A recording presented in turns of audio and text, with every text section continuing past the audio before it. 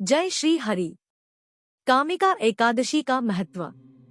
अर्जुन ने कहा, हे प्रभु, मैंने आषाढ़ माह के शुक्ल पक्ष की देवशयनी एकादशी का सविस्तार वर्णन सुना। अब आप मुझे श्रावण माह के कृष्ण पक्ष की एकादशी की कथा सुनाने की कृपा करें। इस एकादशी का नाम क्या है? इसकी विधि क्या है? इसमें किस देवता का पूजन होता है? इसका उपवास करने से मनुष्य को किस फल की प्राप्ति होती है? भगवान श्री कृष्ण ने कहा, हे श्रेष्ठ धनुर्धर, मैं श्रावण माह की पवित्र एकादशी की कथा सुनाता हूँ, ध्यान पूर्वक श्रवण करो। एक बार इस एकादशी की पावन कथा को भीष्म पितामह ने लोकहित के लिए नारद जी से कहा था। एक समय नारद जी ने कहा, हे पितामह, आज मेरी श्रावण के कृष्ण पक्ष की एकादशी की कथा सुनने की इच्छा है, अतः आप इस एकादशी की व्रत कथा विधान सहित सुनाइए। नारद जी की इच्छा को सुन पितामह भीष्म ने कहा, हे नारद जी, आपने बहुत ही सुंदर प्रस्ताव किया है। अब आप बहुत ध्यान पूर्वक इसे श्रवण कीजिए। श्रावण माह के कृष्ण पक्ष की एकादशी का नाम कामिका एकादशी है। इस एकादशी की कथा सुनने मात्र से ही वाजपेय यज्ञ के फल की प्राप्ति होती है। कामिका एकादशी के उपवास में शंख, चक्र, गदाधारी भगवान विष्णु का पूजन होता है।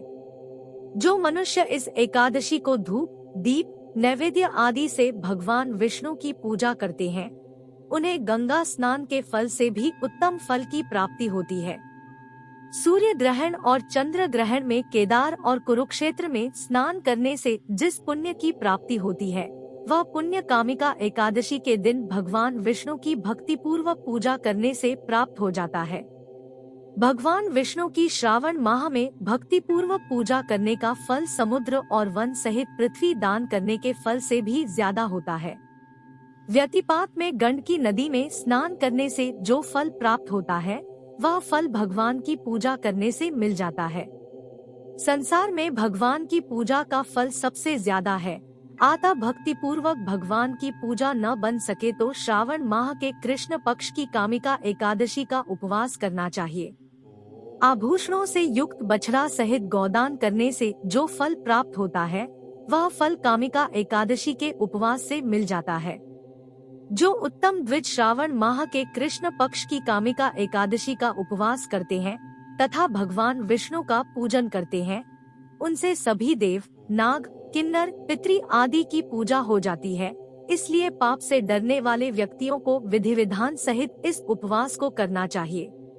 संसार सागर तथा पापों में फंसे हुए मनुष्यों को इनसे मुक्ति के लिए कामिका एकादशी का व्रत करना चाहिए। कामिका एकादशी के उपवास से भी पाप नष्ट हो जाते हैं। संसार में इससे अधिक पापों को नष्ट करने वाला कोई और उपाय नहीं है। हे नारद जी, स्वयं भगवान ने अपने मुख से कहा है कि मनुष्यों को अध्यात्म विद्या से जो फल प्राप्त होता है, उससे अधिक फल कामिका एकादशी का व्रत करने से मिल जाता है। इस उपवास के करने से मनुष्य को न यमराज के दर्शन होते हैं और न ही नरक के कष्ट भोगने पड़ते हैं। वह स्वर्ग का अधिकारी बन जाता है। जो मनुष्य इस दिन तुलसी दल से भक्ति पूर्वक भगवान विष्णु का पूजन करते हैं, वे इस संसार सागर में रहते हुए भी इस प्रकार अलग रहते हैं, जिस प्रकार कमल पुष्प जल में रहता हुआ भी जल से अलग रहता है। तुलसी दल से भगवान श्रीहरि का पूजन करने का फल 1 बार स्वर्ण और 4 बार चांदी के दान के फल के बराबर है। भगवान विष्णु रत्न, मोती, मणि आदि आभूषणों की अपेक्षा तुलसी दल से अधिक प्रसन्न होते हैं। जो मनुष्य प्रभु का तुलसी दल से पूजन करते हैं, उनके सभी पाप नष्ट हो जाते हैं। हे नारद जी, मैं भगवान की अति प्रिय श्री तुलसी जी को प्रणाम करता हूँ। तुलसी जी के दर्शन मात्र से मनुष्य के सभी पाप नष्ट हो जाते हैं और शरीर के स्पर्श मात्र से मनुष्य पवित्र हो जाता है। तुलसी जी को जल से स्नान कराने से मनुष्य की सभी यम यातनाएं नष्ट हो जाती है। जो मनुष्य तुलसी जी को भक्ति पूर्वक भगवान के श्रीचरण कमलों में अर्पित करता है, उसे मुक्ति मिलती है। इस कामिका एकादशी की रात्रि को जो मनुष्य जागरण करते हैं और दीपदान करते हैं, उनके पुण्यों को लिखने में चित्रगुप्त भी असमर्थ है। एकादशी के दिन जो मनुष्य भगवान के सामने दीपक जलाते हैं, उनके पितर स्वर्गलोक में अमृत का पान करते हैं। भगवान के सामने जो मनुष्य घी या तिल के तेल का दीपक जलाते हैं, उनको सूर्य लोक में भी सहस्रों दीपकों का प्रकाश मिलता है। कामिका एकादशी व्रत कथा। एक गांव में एक वीर क्षत्रिय रहता था।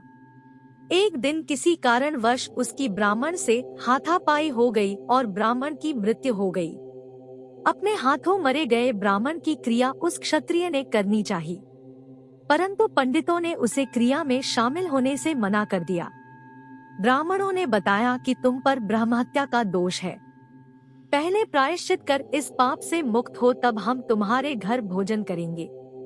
इस पर क्षत्रिय ने पूछा कि इस पाप से मुक्त होने के क्या उपाय है।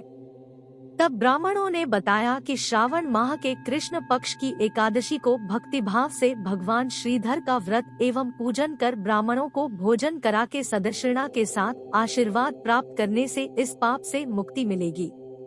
पंडितों के बताए हुए तरीके पर व्रत कराने वाली रात में भगवान श्रीधर ने क्षत्रिय को दर्शन देकर कहा कि तुम्हें ब्रह्महत्या के पाप से मुक्ति मिल गई है।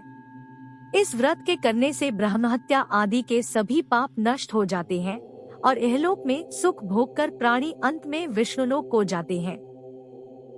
इस कामिका एकादशी के महात्म्य के श्रवण व पठन से मनुष्य स्वर्गलोक को प्राप्त करते हैं। जय श्री हरि।